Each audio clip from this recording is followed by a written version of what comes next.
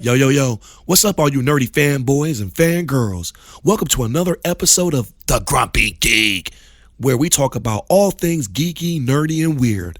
I am your host, Cassius Samuels, and today I wanted to talk to you about some nerdy news headlines that have been trending a lot here lately. But before we get into that, I want to encourage you to first hit that like button and then subscribe to the channel so you can stay up to date with all the dope content that I upload to the channel in the future.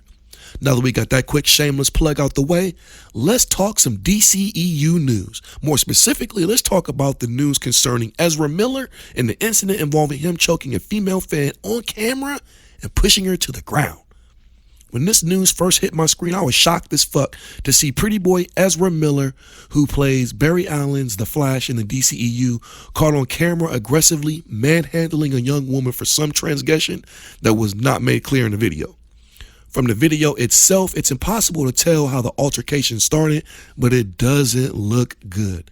And as someone who feels like context is very important in everything, I do want to know the circumstances that led up to this, because, you know, fans these days really do go out of their way to violate celebrities' personal space and start these incidences because they're looking for money and shit like that, or viral moments on social media. But at the end of the day, I don't see any explanation that can justify Ezra's reaction to this young lady.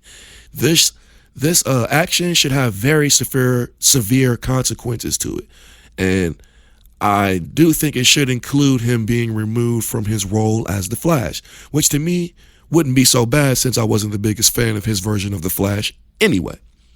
And the way I feel, if Ezra Miller is going to be removed from his role as the Flash, then Amber Heard should definitely be removed from her role as Mira in Aquaman 2, considering news recently dropped that she is now facing possible jail time of up to 3 years if she's found guilty of falsifying evidence against Johnny Depp in their ongoing court disputes. It's clear that both of these stars have made some pretty egregious mistakes that they need to be held accountable for, talking about Ezra Miller and Amber Heard. They need to be held accountable for these things, just like the rest of us. However, I don't feel like either one of them should be canceled, because I know that's a thing now. Or, like, I don't feel like they should never be allowed to be in another movie again or anything like that. Like, I think they should be fired from their current jobs because they've obviously breached the code of conduct terms in their contract. I think they should be required to complete some kind of counseling, anger management, therapy, whatever. And I think they should have to pay their debt to society for breaking the law. But after that, I feel like, you know, they should be able to resume their lives and get back to work.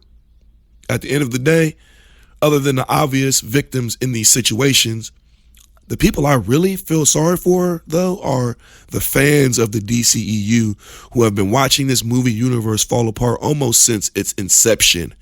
Between Ben Affleck stepping away as Batman due to personal reasons and the ominous gloom hanging over Henry Cavill's return as Superman, it's hard to see how the DCEU is going to survive in its current form now that Ezra Miller and Amber Heard have now added to the extensive list of problems facing the movie franchise.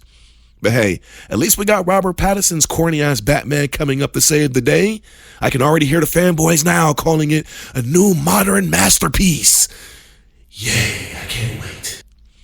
But off of that, moving on to other news, we finally got an announcement concerning the Obi Wan series on Disney Plus earlier this week, letting us know that the highly anticipated series will now be released in 2022 instead of 2021. I'm guessing part of the reason for the delay has something to do with the COVID crisis the country is currently facing right now. But I also believe another part of the reason it's been delayed is because nobody at Disney knows what the fuck they're doing with the Star Wars property, except for Dave Filoni and Jon Favreau.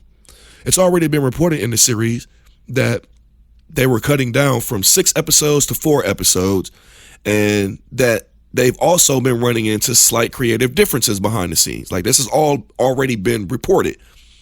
None of this bodes well for the series in my eyes, to be honest.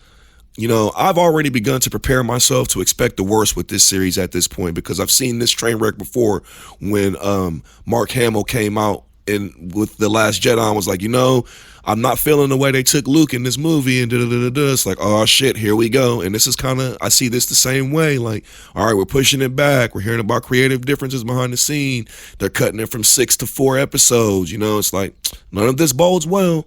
So, and you put that together with Disney's track record for destroying the lore, the history, and the mythology of Star Wars so far, I can't get excited about this series anymore. I'm like actually scared now.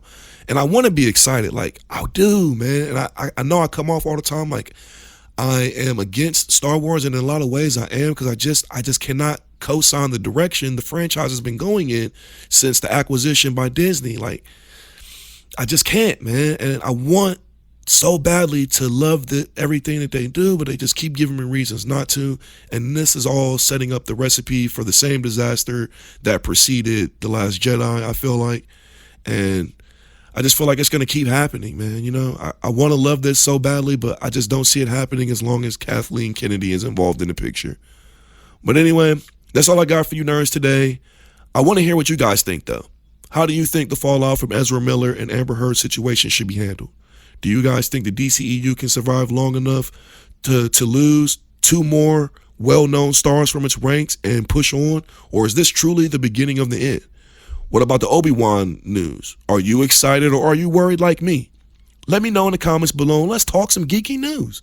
Don't forget to like the video, subscribe to the channel, and share the link with your friends if you found any entertainment value in this presentation at all. Once again, thank you for tuning in to this episode of The Grumpy Geek. Much love to all of you. I will see you next time. Stay safe, stay peaceful, and much love. Peace.